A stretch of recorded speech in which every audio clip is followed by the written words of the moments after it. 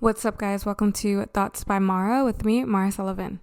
I am in the process of getting a new retainer for my teeth, and so if I sound like I have a lisp or if I sound like I'm pronouncing words weird, that is why. I'm literally trying not to touch my tongue or my bottom teeth to my top teeth because my teeth are sore. And so, which is not fun when part of the way you make money is by talking.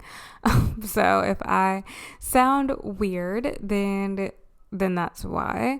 But yeah, I just wanted to preface this episode by saying that, but I didn't want to keep putting off recording until my teeth are not sore anymore, because I don't know how long that's going to take. And yeah, hopefully I will have my new retainer situated very soon.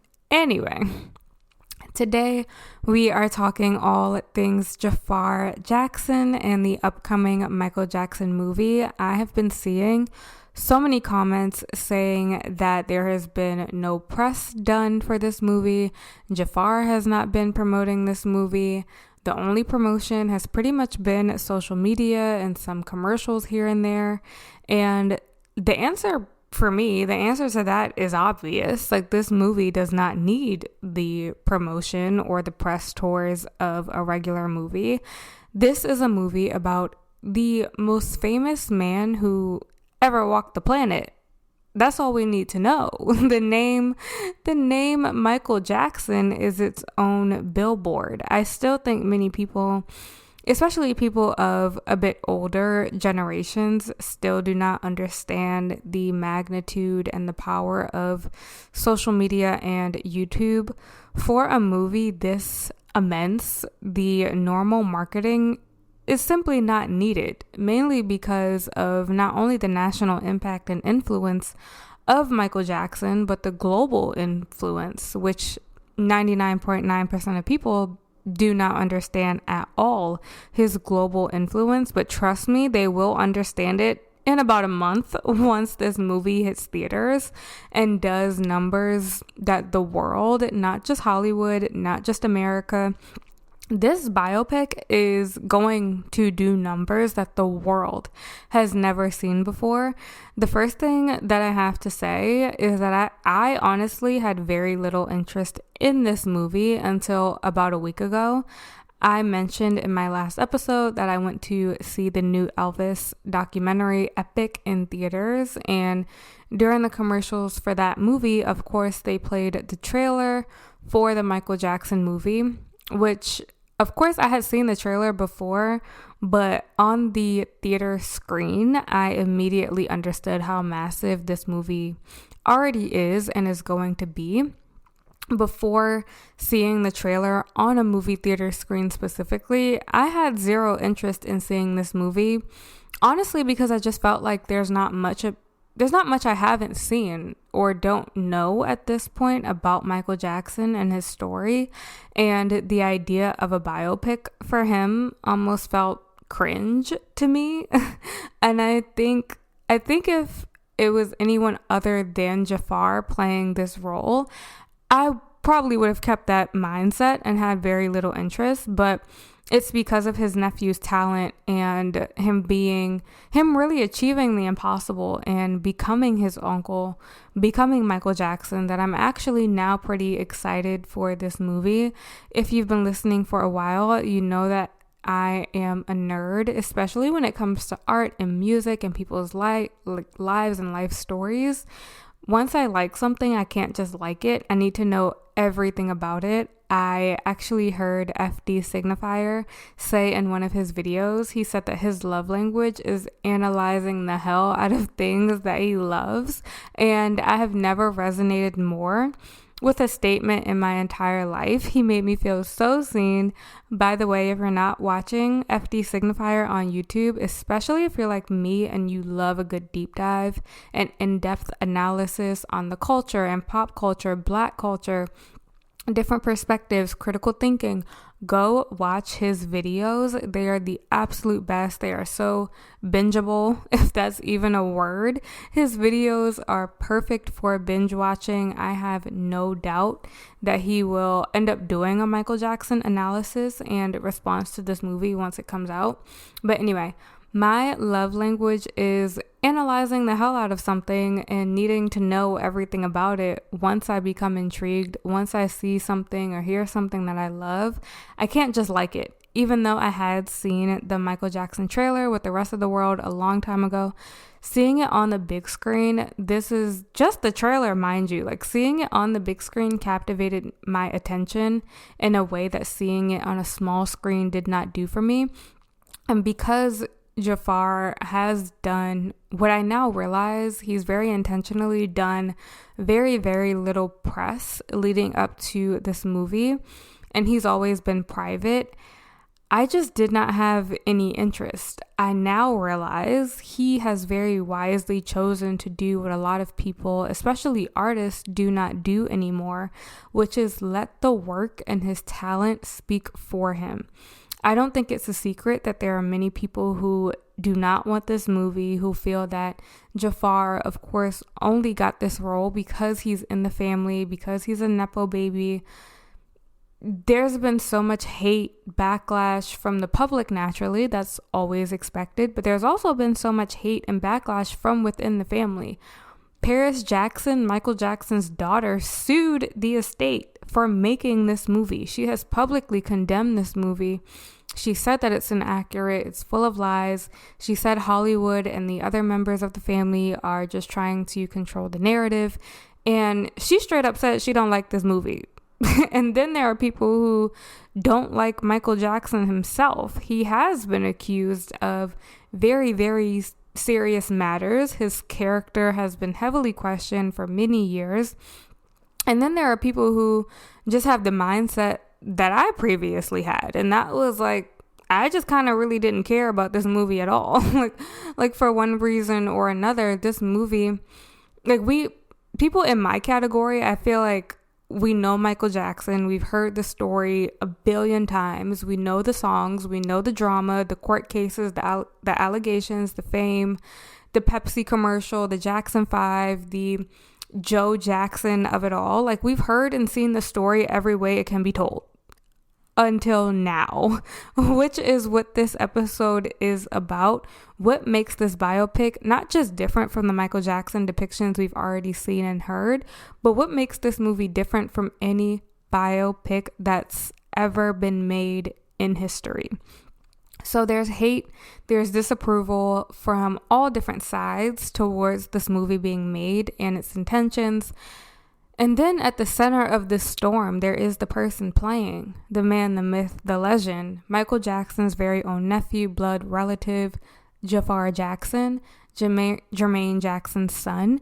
And like I said, he's been pretty much radio silent since it was announced that he landed this role. Media-wise, it was a great decision for him to be as quiet as he's been, but after doing some research on him for this episode, it's also just not his personality to be in the spotlight in that way, which is kind of funny because he's portraying the most famous man who ever walked the planet. But that's another aspect about this whole thing that is making this movie even bigger. Jaafar having that more guarded, intense kind of personality makes him even more fit for this role. As larger than life as Michael Jackson was, he did seem to have that gentle soul, almost angelic personality. He had the gift of being able to do what Jaafar is doing with this movie, and that is letting his work and talent speak for him the majority of the time. And even though Michael seemed to have a more, I guess, humble personality is how I would describe him, because we all know that Michael Jackson was not shy. Like, he was not a shy man, although he did have that more humble personality. I can't even say quiet, like, there's more humble personality. He was unbelievably confident and dominant and sure of himself. I think sometimes, and I say this as someone who grew up always being called shy and too quiet and always in my head, and I still get called these things. And sometimes people mistake that kind of personality for being a doormat or being scared or not wanting to speak up just because we're not the loudest people in the room. I kind of like that assumption because it adds so much shock value when we do make big moves and do so much more than people thought. it's the whole moving in silence vibe, and it's such a good feeling. And I already know a good, like, I know that it's already a good feeling for Jaafar Jackson, even though the movie hasn't even come out yet. The fact that it's already so clearly good, he is clearly so good. The movie is finally finished after years of chaos, not just the hatred towards this film being made, but the literal setbacks of finishing this project. First, this film was put on hold because of the writers' strikes, and then the entire third act of the film had to be reshot. This movie was supposed to come out last year. Like, I was supposed to be doing a Michael Jackson episode last year. And then apparently, like, apparently the third act of the film included references to Jordan Chandler, who sued Michael Jackson for abuse. They came to a $20 million settlement back in 1993. Part of that settlement agreement was that the Chandler family could never be depicted in any movie about Michael Jackson's life, which was a detail that was not brought up or was not remembered until the third act of the movie was already shot. And so they had to scratch the whole thing and reshoot without those details. Even though it sucks that they had to reshoot, I'm glad that they caught that before the movie actually came out. Like, that would have been a shit show. Even though it was bad because they didn't catch that before shooting, it would have been so much worse if it wasn't caught at all. Like, this film has literally been a blood, sweat, and tears production, and although it has, is, and will continue to face all kinds of negativity, this is already a record-breaking movie and possibly the best biopicture ever made. For the first time almost ever, an artist, especially for an artist of this magnitude, Michael Jackson's estate retains the authority to license music directly for the film. Back in 2021, Quincy Jones and the Jackson estate came to a $9 million settlement, which left the Jackson family with full control of licensing for the film, which means that unlike any biopic ever made, the music in this film is not just a background feature. It's not sound-alikes. It's not thin covers of the original songs.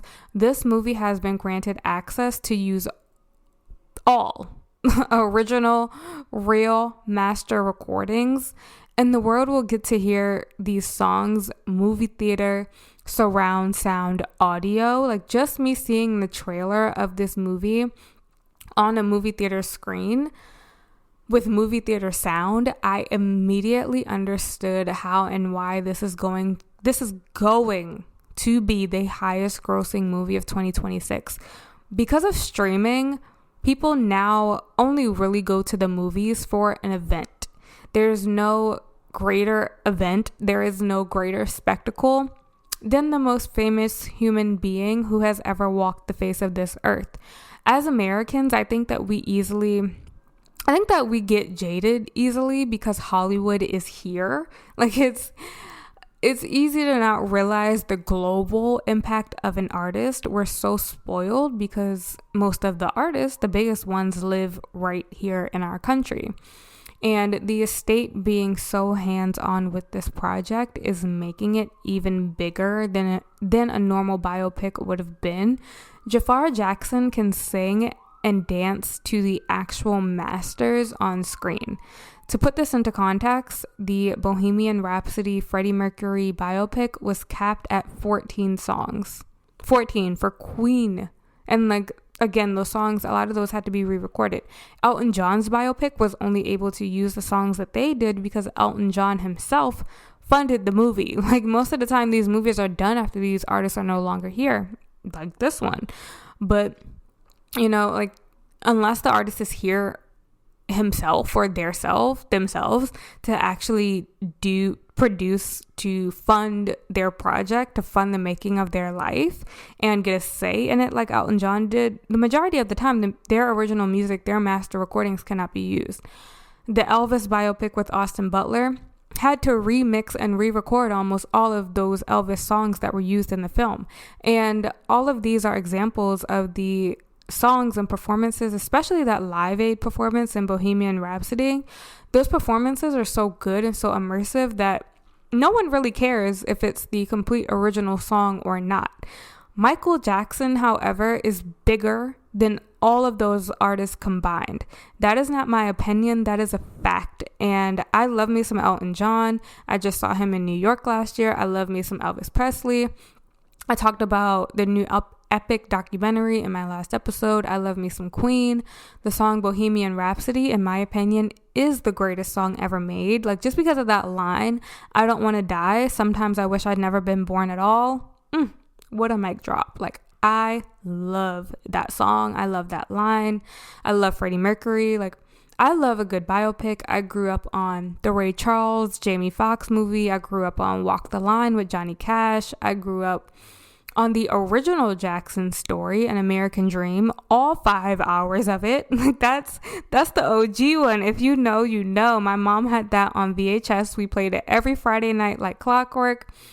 The original Michael Jackson story, The American Dream, was a mini series, and it was 5 hours long. But no biopic has ever had as much access to an artist's life in this way before now. Because of the Jackson's family direct approval and control, the vault containing anything related to Michael Jackson was completely open for this movie. Not just the music, but his journals, his personal thoughts, all of his belongings, his rehearsal tapes, all of the studio sessions, all of the studio takes. Like, on set, they were able to use frame by frame video to make sure that that Jaafar's performance is as precise as possible. There's overlaid footage that was, used to make sure that every single detail is as precise as possible, that his movements match his uncle's to a T. Jaafar rehearsed in true Michael Jackson fashion, which was every day until his feet were bleeding. Muscle memory matched perfectly. There's no digital trickery in this movie. There's no doubles. This is real time, and this film has set a new standard for biopic authenticity. And of course, all the movie set rehearsals are filmed, and so this performance is not just believable, but it's verified. In one of the rare interviews that Jaafar has done, he said that whenever he wanted to rest or take breaks when he was fighting against his own body, he asked himself, what would Michael do? And that, ladies and gentlemen, is a star. Like, what would Michael Jackson do? Like, imagine you ask yourself that every single day. It has been about 16 years since Michael Jackson died. And at first, Hollywood had people lining up left and right to take on this film. And then studios, directors declined it because apparently the truth of this man's story was too risky, too explosive, too honest to tell. There was a screenplay done a few years ago that ended up being scratched that told the truth about the media circus that was the last decade plus of Michael Jackson's life, the power that he had. It touched on exposing media, exposing the justice system, putting more emphasis on the FBI investigation that was done, and absolutely nothing was found on this man. I have to emphasize that. There was a full FBI investigation done. Nothing was found on Michael Jackson. But of course, that is not the part of the story that the media publicized. The screenplay that ultimately never saw the light of day, it actually got leaked. It got leaked and then it got banished to go away. Like, basically, they paid the director of that screenplay, whoever wrote it, they paid him to disappear. This new biopic allegedly has elements of that screenplay in this movie. It is not shying away from the allegations. It is not shying away from putting Sony on blast. It is not shying away from putting the music industry on blast that tried to control this man, not shying away from the racial dynamics that were at play. And you guys, this movie is directed by Antoine Fuqua, who just did Sinners, which swept the Oscars. Antoine is known to not back down from the drama. He does not do safe, sanitized, clean movies. He tells the story. He tells the whole truth and nothing but the truth, like, as best as he can. Like, I'm not crazy, you guys. Like, it's still Hollywood, and ultimately we'll never know the full story of Michael Jackson's life. But I do have confidence that at least this will not be a sugar-coated, glossed over watered down version.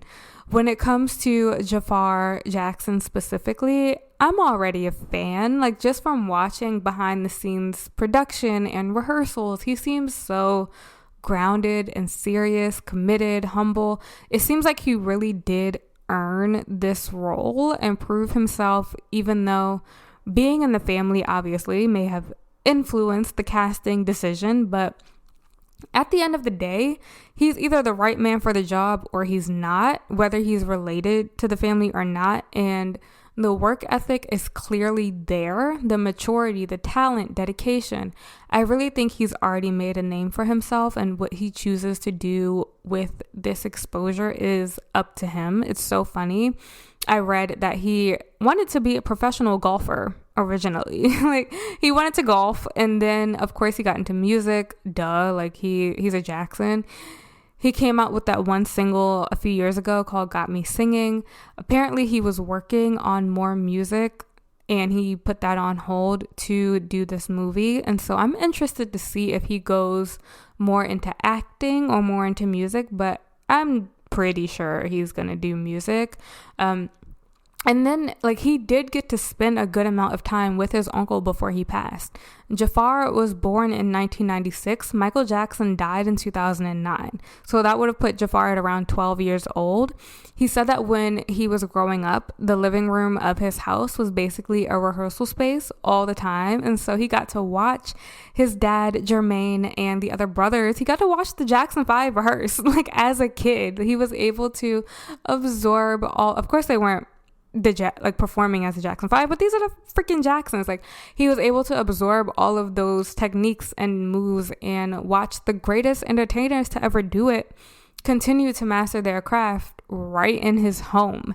And you guys know, like, kids are like sponges, and so I cannot imagine what it was like growing up, being able to watch his dad and his uncles, specifically at that age, at that stage in their lives. Like I said, of course they were not performing as the Jackson 5, except like they did like a special every like here and there in the late 90s, early 2000s. But at that point in their lives, they were, when Jaafar was a kid getting to watch them, they were at an age where the music, the moves were so deeply ingrained in their bones, and they had beyond perfected their craft at that point, especially Michael Jackson being the one who was still really making music and touring and doing more shows at that point in his life, more so than the others.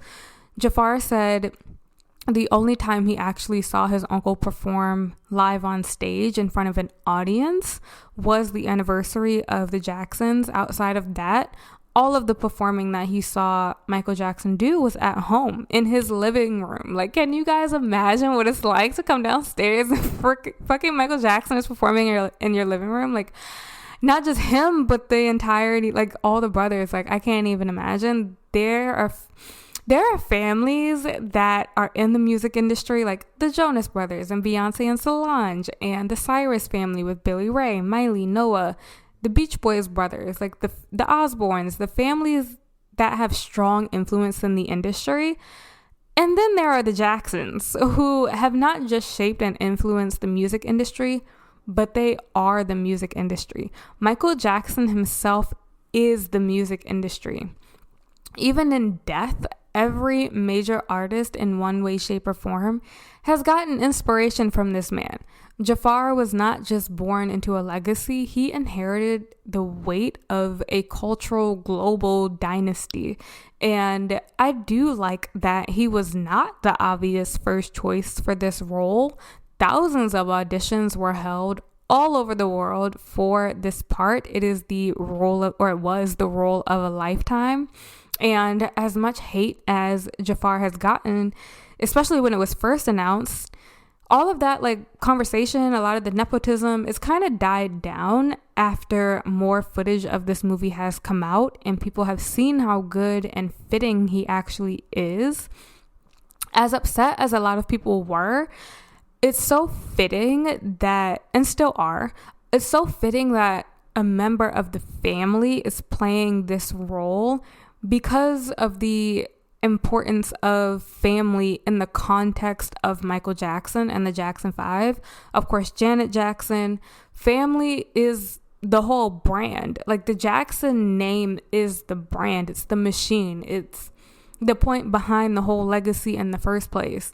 Of course, a member of the family is playing Michael Jackson. Like, duh. And because a family member was casted, I think it added a weight of seriousness and like a je ne sais quoi, that special thing that the Jacksons have that no one can replicate except one of them, one of their own. Like, I think writers and producers and everyone who worked on this movie, the Michael Jackson estate and the family's direct involvement, because it's Jaafar specifically, I think they were able to do things and make this movie even sharper and deeper than it would have been had it been someone not that the family didn't know as well or didn't know at all. Like, there's a level of comfortability and trust for the family with telling this story, and for the crew making this movie is just the added pressure of, this is an actual Jackson. Like, this is Jermaine Jackson's son. This is Michael Jackson's nephew. And we better make sure this movie is as right as it can be. And then having Katherine Jackson, the matriarch of the family, Michael's mom, approve of Jaafar, saying that he embodies Michael and gives him, honestly, like, her approval gives Jaafar the only real stamp of approval he needs. One of the biggest questions was whether or not any actor would be able to capture the essence of Michael Jackson's shy nature, but insane star power and stage presence at the same time, the emotional weight of his life, both the global love and the intense isolation. There's a lot of just juxtapositions in his life, the suffocating loneliness, the scrutiny of the press, the psychological toll of being the most famous human being in the world. Jaafar said during filming he used to cry every single day because of having to step into that character and being so emotionally drained. And then knowing that that's your own uncle that went through all of that, like, I'm sure it just made the whole process even more intense. I am so excited to see this film. I have read that this is probably going to be split up into 2 movies. And so I think it'll be one of the only movies that's actually, like, the second part will be just as anticipated as the first part if they do end up splitting this into 2 movies, which they probably will because it's such a long story to tell. That's why the original was 5 hours long, the American Dream, like, miniseries. If you haven't seen that, by the way, watch that before you go see this movie. I really like it, but I think it's going to be very, very different than what we're about to see. That is it for this episode. I am sure that I will do more episodes on this movie once it comes out and more on Jaafar and Michael Jackson's story in general. I've had so many thoughts on his death. I went through a phase when I was younger where I was one of the people who did not believe that Michael Jackson was actually dead. That's another story for another day. Thank you so much for listening. If you want more content from me, all of my links are in the description down below.